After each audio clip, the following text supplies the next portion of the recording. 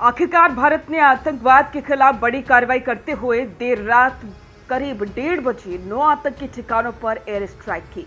इस हमले को ऑपरेशन सिंदूर नाम दिया गया है। ये तीनों सेनाओं का ज्वाइंट ऑपरेशन था। भारत की पराक्रमी सेनाओं ने पाकिस्तान की 4 और पीओके के 5 ठिकानों को टारगेट किया है। भारतीय खुफिया एजेंसी रॉ ने सभी टारगेट की पहचान की थी, जिसके बाद पूरी प्लानिंग के साथ लश्कर और जैश के ठिकानों पर हमला किया गया। चलिए आपको बताते हैं कि वो कौन कौन से ठिकाने हैं और इंटरनेशनल बॉर्डर से कितनी दूर हैं जिन पर यह हमला हुआ है। सबसे पहले बात करते हैं बहावलपुर की। तो ये अंतर्राष्ट्रीय सीमा से लगभग 100 किलोमीटर दूर स्थित है, जहां पर जैश-ए मोहम्मद का मुख्यालय था, जिसे भारतीय सेना ने ध्वस्त किया है। मुइज़्ज़ की बात करते हैं, ये आतंकी ठिकाना इंटरनेशनल बॉर्डर से 30 किलोमीटर दूर स्थित है। यहाँ पर लश्कर-ए-तैयबा का शिविर था, जो कि 26/11 मुंबई हमले से जुड़ा हुआ था। गुलपुर की बात करें तो आतंकी ठिकाना एलओसी पुंछ राजौर से 35 किलोमीटर दूर स्थित है। लश्कर कैंप सबाई की बात करें तो आतंकी ठिकाना पीओके तंगधार सेक्टर के अंदर 30 किलोमीटर दूर स्थित है।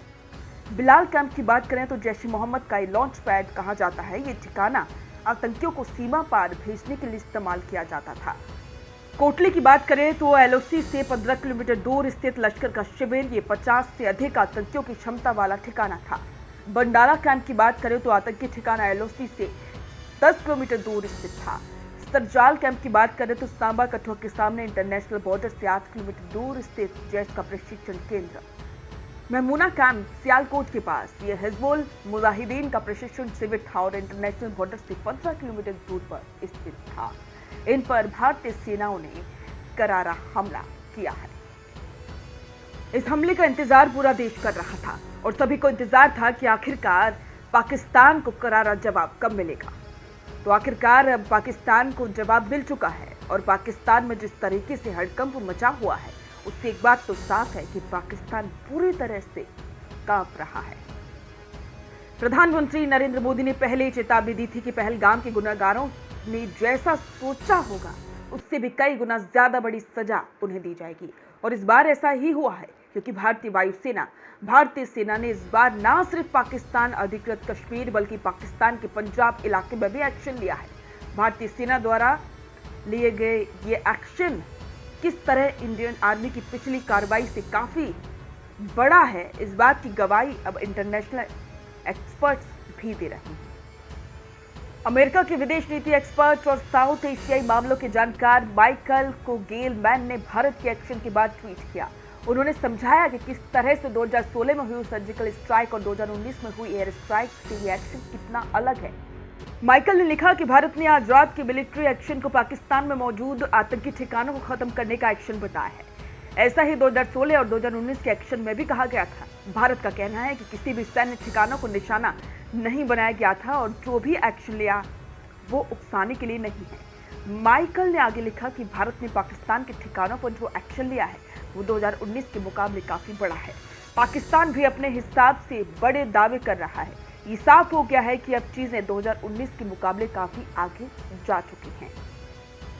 एक और अमेरिकी पत्रकार और एक्सपर्ट सदानंद भूमे ने भारतीय सेना के एक्शन के बाद एक लंबा सा पोस्ट लिखा, जिसमें इस एक्शन की स्केल को समझाने की कोशिश की है। उन्होंने लिखा कि खबरें अब भी छुटकर सामने आ रही हैं, लेकिन ये साफ है कि भारत ने जो पाकिस्तान और पाकिस्तान अधिकृत कश्मीर में आतंकी ठिकानों पर जो मिसाइलें स्ट्राइक की है, वो 2019 में किए गए हमले से काफी ज्यादा बड़ी और घातक है। इसका अंतर आपको इस तरह समझना चाहिए। टारगेट बालाकोट में हुई एयर स्ट्राइक ऐतिहासिक थी, क्योंकि भारत ने अंतर्राष्ट्रीय सीमा को पार किया था और न सिर्फ पाकिस्तान अधिकृत कश्मीर बल्कि मेनलैंड पाकिस्तान को भी टारगेट किया था। लेकिन बालाकोट में हमला करना एक बात है और इस बार हुआ बहावलपुर में हमला पूरी तरह से अलग है, क्योंकि ये पंजाब में हुआ है, जो पाकिस्तान के सामाजिक और राजनीतिक परिदृश्य का केंद्र है। और इंडिया ने यह भी कहा है कि उसने 9 ठिकानों पर हमला किया है, जो बताता है कि इस बार का स्केल कितना बड़ा हुआ है। नुकसान बालाकोट में जो एक्शन लिया गया था, उसके बाद जो नुकसान के दावे थे वो अलग अलग थे और उन पर कई तरह के सवाल उठे थे। लेकिन इस बार ऐसा कुछ नहीं है, क्योंकि पाकिस्तान की तरफ से खुद ही नुकसान के सबूत दिए जा रहे हैं और सोशल मीडिया पर अंदरूनी पाकिस्तान के वीडियो सामने आ रहे हैं। संयम 2019 और 2025 दोनों में भारत ने संयम बरता है। पाकिस्तान और दुनिया को पूरा संदेश देने की कोशिश की है कि आतंकी हमले के बाद हमें कुछ करना था, लेकिन हम संयम भी बरत रहे हैं। सदानंद ने अपने ट्वीट के अंत में यह भी संकेत दिया है कि पाकिस्तान सेना और उनके प्रमुख चाहते हैं कि वो दुनिया के लिए बुरा नतीजा हो सकती है।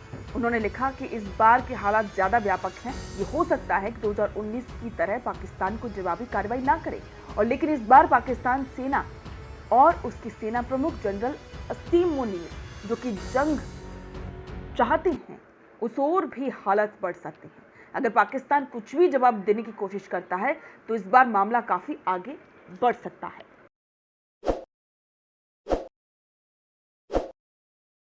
ताज़ा खबरों के लिए विजिट करें द फैक्ट इंडिया की वेबसाइट और डाउनलोड करें द फैक्ट इंडिया ऐप।